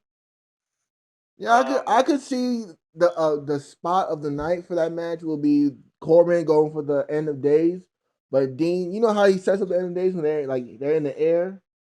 I see Dean rolling out of it, doing like a little flip to Dirty Deeds, and if they could time it, like you could see it too, right? I feel like Dean Ambrose can pull it off. Imagined it. Yeah, I feel like Dean can pull it. Dean can pull it off. Because Dean is actually a legit good wrestler, especially on pay-per-view nights. He gives it its all, which is what I like about Dean. On TV, you take it, get an average match. Pay-per-view, you gotta get the 5-star classic to get remembered. Mm-hmm. So Corbin should win that match. Get the fuck out of here. Actually, I gotta agree with him.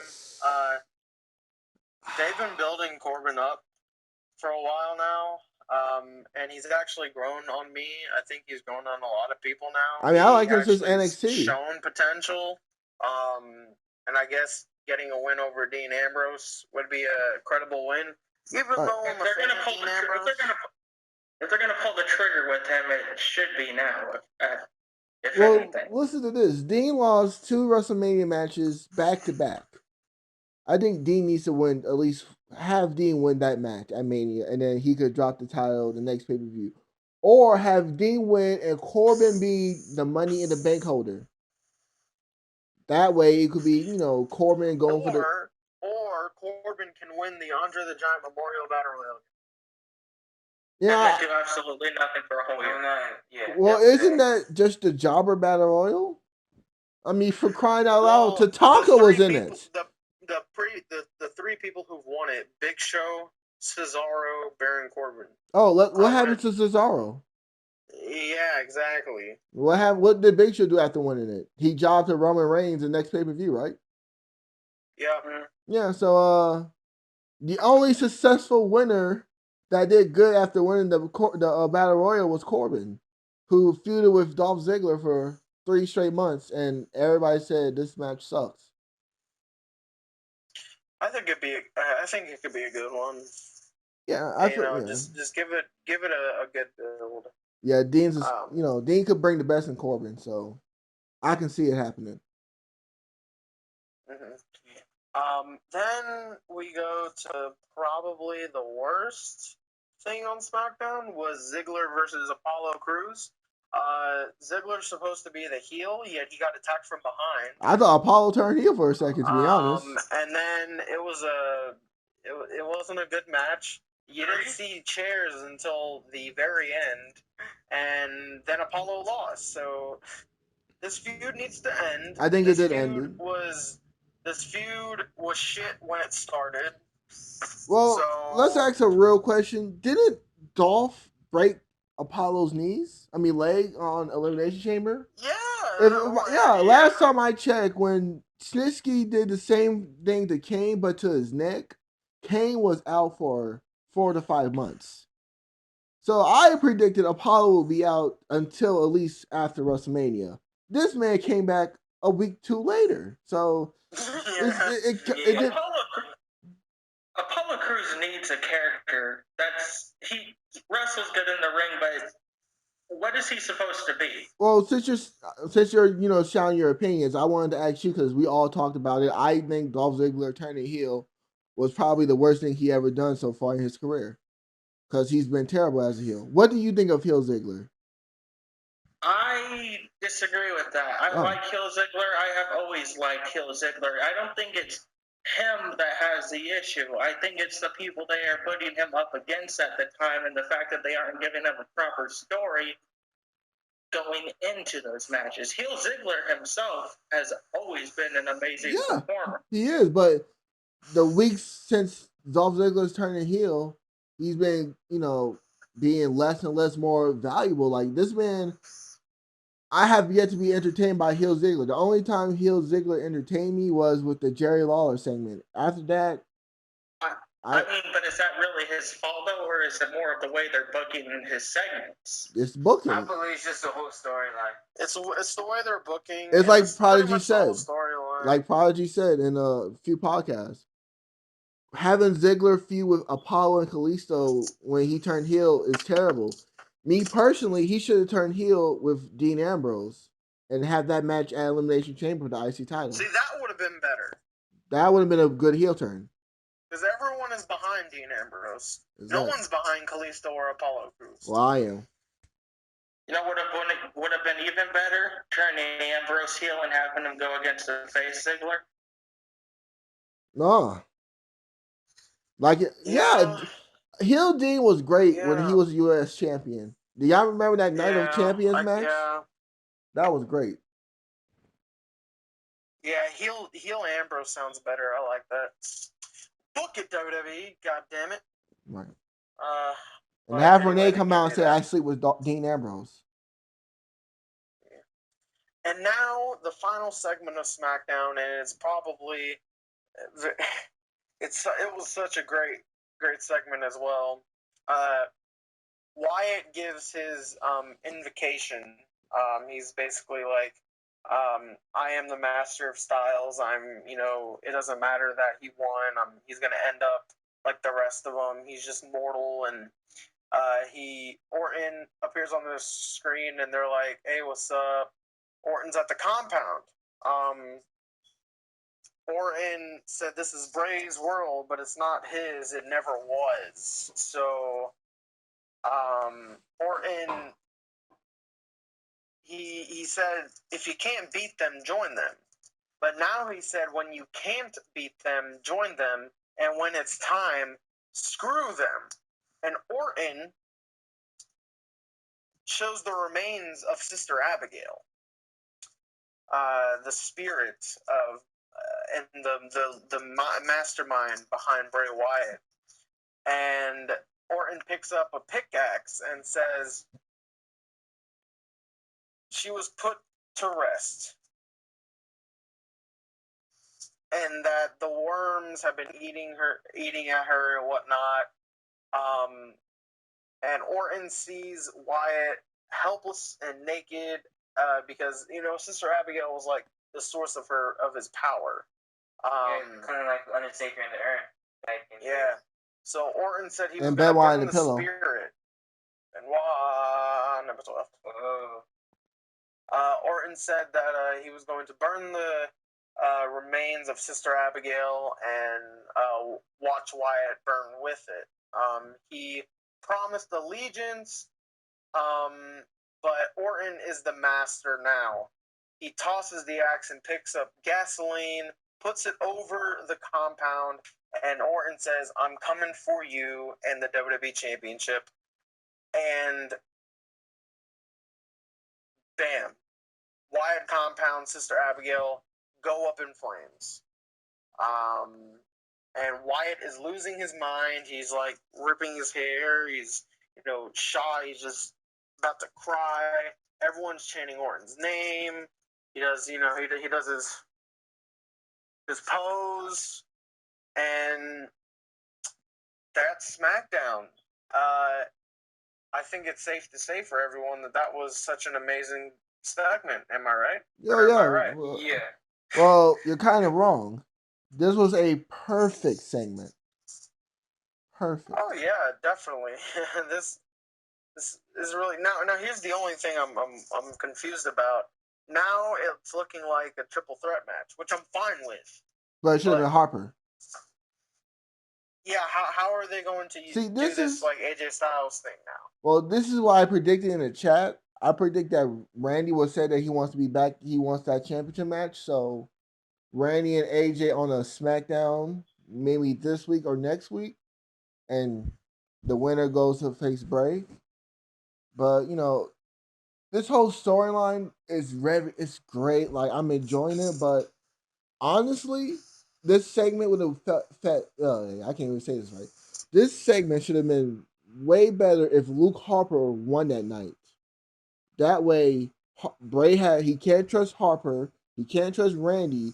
Make it a triple threat match. Every man for himself. Luke felt betrayed when Bray chose him over Randy. Randy is out for the WWE title, and Bray has no one that in his family that he can trust. No, that is true. That is true. That's why. Well, Yeah, because I mean, as much as I like AJ Styles, I don't feel he served any purpose in this feud. Yeah, him winning. Other than to put on a good match. Oh yeah, his winning was good, but honestly, Harper should have won the match. If we're being completely honest, Harper he's been in the feud since what, October? He's part of the feud. I think Harper will still be involved in the feud one way or another. I think he'll find his way back in it. You know who else I think will be involved? Chris Benoit. I was not going to say that. Jesus Christ, people. Well, that's number 13 anyway. Yeah, it is. It is. Get that in there. Get that in there. I think. I read his mind. I think Bray Wyatt's sister will be involved, and she will be Sister Abigail. But she's dead. Well, you can look at it this way. Undertaker is a dead man walking, technically, right? Sister Abigail could be her spirit could be lifted from the fire, and she just it's just like I was reading something on Facebook yesterday. Like, they could put it this way: instead of when Orton burned the corpse and everything, instead of killing the spirit of Sister Abigail, they could have it to where it does the opposite and ends up resurrecting her spirit. But then again, it would go, who would you bring up to be Sister Abigail? Well, Bray Wyatt's sister is a good choice. Have it possess somebody. You could say like Alexa Bliss got possessed by Sister Abigail, like Bray Wyatt kidnapped one of the SmackDown women, like maybe Carmella, a vessel, and the spirit possesses Carmella until. I would rather it be Alexa Bliss. Yeah, I'd rather be Alexa. You could bring up Nikki Cross from NXT. Oh, Nikki Cross, that would be a perfect vessel for her. And then a fatal 5-way match. Harper, Cena, Orton, Wyatt, Styles. No. Or you can make it a 6-man and add Chris Benoit in that mix and make everybody tap out. Oh God. 14. That's more deep. Good. Oh my god. This is but, my favorite episode. Yeah. We got Ben White in there. Thank you, Prodigy, and thank you, Reaper. You started off the Ben White clock. You got it to 10. I got it to 2, 4, 5, 6, 7, 8.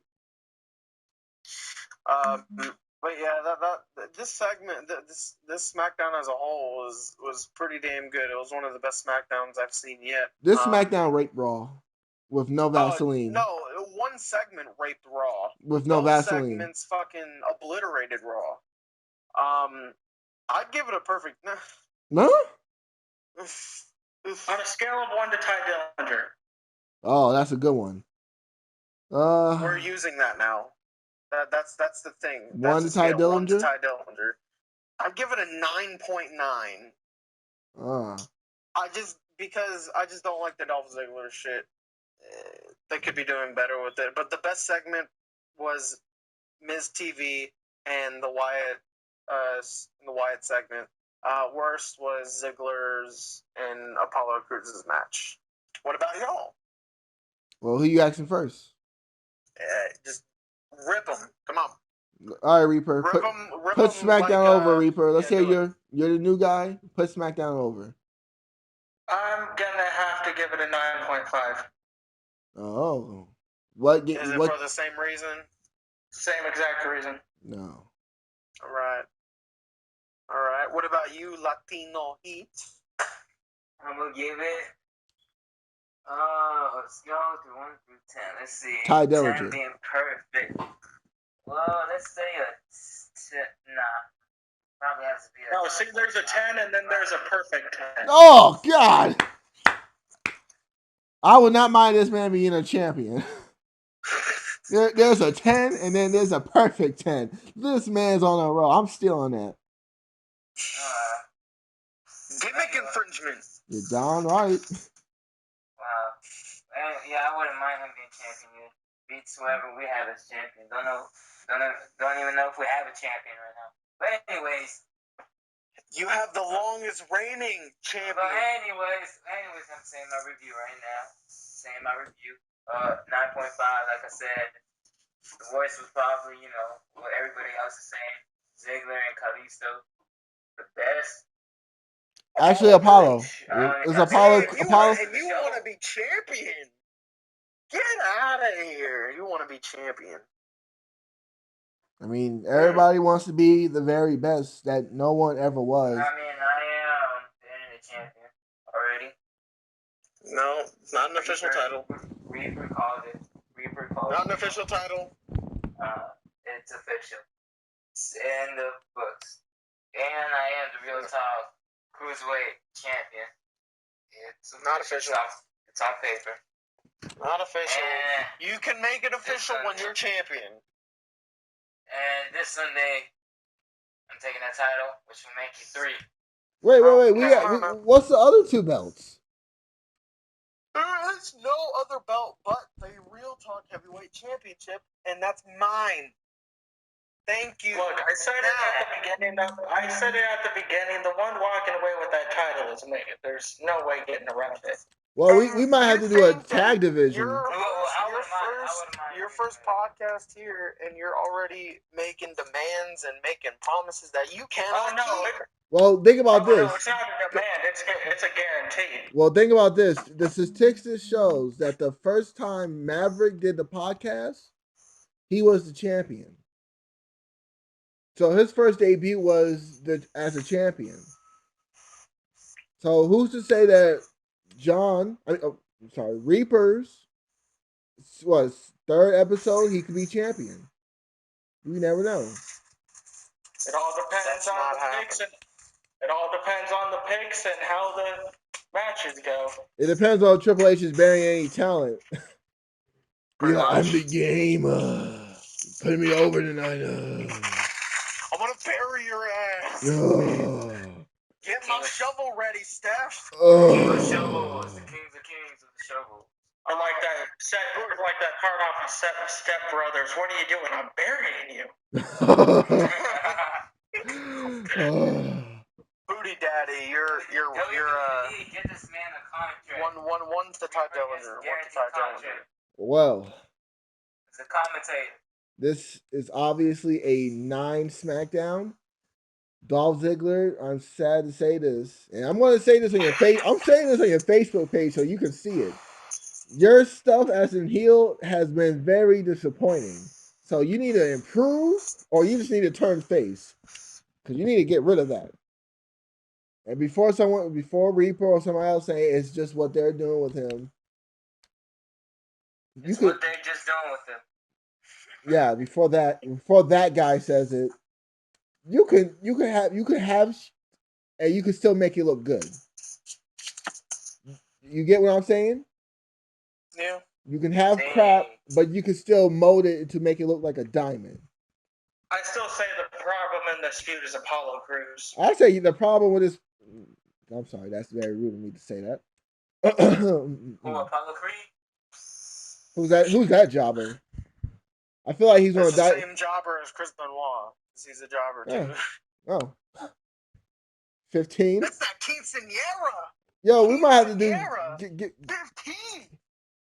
We're on the hour and 50-minute mark, and I'm gonna say the best part was AJ and Harper and Randy Orton promo.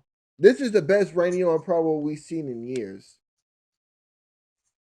Yeah. Besides kicking Cena's dad, Yeah. I mean, you could tell Randy actually really cares about the storyline, because Randy usually be slow talking, no charisma. I mean, not to say he cuts a bad promo, but you could actually see the passion in Randy Orton's eyes and how he talks and how he delivers each segment. I mean, for God's sakes, he did the Randy Orton pose. He wants to put Bray Wyatt over. WWE. Do not bury Bray Wyatt like you buried Chris Benoit's career. Sweet 16. Sweet 16. Sweet 16. Oh. Sweet 16. This, so we're gonna end the podcast on a leaving question. Every sadly. podcast, of course, is the leaving question. Hashtag bring back talent. That's the leaving. And the leaving question is: can we get 20 next episode? Out of 10 stars, what would you rate Fastlane just by its card, and how do you think it's gonna play out? That's a good question. I didn't even think about the card. The card looks like an episode of Raw, to be honest. I mean, there's Charlotte and Bayley for Charlotte's the gonna win title. There's Owens and Goldberg for the Universal title. That's gonna be a sleeper. Neville and Gallagher for the Cruiserweight title. There's Sasha and Nia Jax. There's Strowman and Roman. Oh. No, the rhymes though. Strowman and Roman. Strowman and Roman. Yeah. And Ramen. Can you ride with Strowman Reigns? Can you Strowman Reigns? I like that. Oh. Yeah, I like that. Strowman Reigns. Strowman. See, we knew you were a good pickup. You just gotta kill the shit with you thinking you're champion because you're not. Oh no, I don't think I'm champion yet. Give it a couple days though. Oh, I love this guy. See, this is why. He's just like you. Oh, you're gonna go down. Okay, sure. I will be the first ever 2-time champion. Just saying. That's wrong. You know what's wrong? Your career. Hey, stats show that there hasn't been a successful title. Successful? Technically, Prodigy had a success. All I'm saying here is the fact that, I might be new, but that doesn't really matter come Sunday. And I don't mean to steal from TNA and everything, but I'm going to guarantee you that title's going to be mine because that's just a fact of life. Good God. We cut promos. We need to do this in the next podcast. Just cut promos on each other. But since he's being technical, Prodigy did have a successful title defense. We had a title match when we flipped the coin, and he won, and he became the full champion. Pay-per-view wise, out of nowhere. I mean, because me and the Big Bad Booty Daddy won the championship at Elimination Chamber, and we became co-champions. And then he decided to break the friendship up. He decided to ruin the friendship, backstab me. He used me to get to my title, our title, and take it for himself. You're a lying bastard, and you owe me. I told you. I told I you. would just like to. All I have to say about that is, I probably would have done the exact same thing. Oh, See, really? I like him more. I like him more. Look at that. Oh, you two deserve each other. See, The is he a match friend made of in yours now, sir? this is a match Is he made a in hell, friend to of be yours honest. now, sir? I would probably done the same thing. You Look, all I know Wow, is that at least hey, Providence wouldn't have done it. I know that for sure. is that if He would have. if there was any chance, which there isn't, that I drop the title, which there isn't, all right, you win it at Fastlane. Let me count the days. 6, 7, 8, 9, 10, 11, 12, 13, 14, 15, 16, 17, 18, 19, 20, 21, 22, 23, 24, 25. You will have a guaranteed 29 days for WrestleMania. So basically, what you're saying, if you lose the title, whoever wins it is guaranteed the longest reign in this podcast. Yes, but that won't happen, like I said, because I'm going to retain at Fastlane. I'm going to walk into Fastlane as champion. I'm going to walk out of Fastlane as champion. I'm going into WrestleMania as champion, and I'm walking out as champion. I will be the longest reigning, defending, Undisputed heavyweight champion of the world. And I'm gonna keep being the internet champion and the cruiserweight champion. We have a Official, sir. We have a cruiserweight division. What's going on? Nothing was ever official, so I'm sorry, Heat. Well, we gotta discuss this because I kind of like this idea of an internet championship. I'm just saying. We will discuss it in our off time, sir. I already But you know am that. the champion. I am the first champion. We were the only champion. But you know who wasn't going to be the Real Talk champion? Chris Benoit. Ah, 17! We got the year. We're in the year 2017, and we got 17 Benoits. And with that, guys, with 17 Benoit clocks in this episode I of died and Real went to Talk heaven. Wrestling Podcast, I have been the prodigal son of the WWE, but I'm not exactly and not officially the prodigal son of the WWE. I'm just a fan, but you know what I am, and I am the Real Talk heavyweight champion of the world, and I have been joined by Reaper. Heat. Hashtag bring back town. And you've been the big bad Big Daddy, son of Scott Steiner, nephew to Rick Steiner, the next two-time Real Talk heavyweight podcast undisputed champion. Screw you, That Reaper. won't happen, and we will Big see Bad Williams. y'all this Sunday when we do our Fastlane When I predictions. win the champion. No. Become three. Have three champions. Signing off. See you then.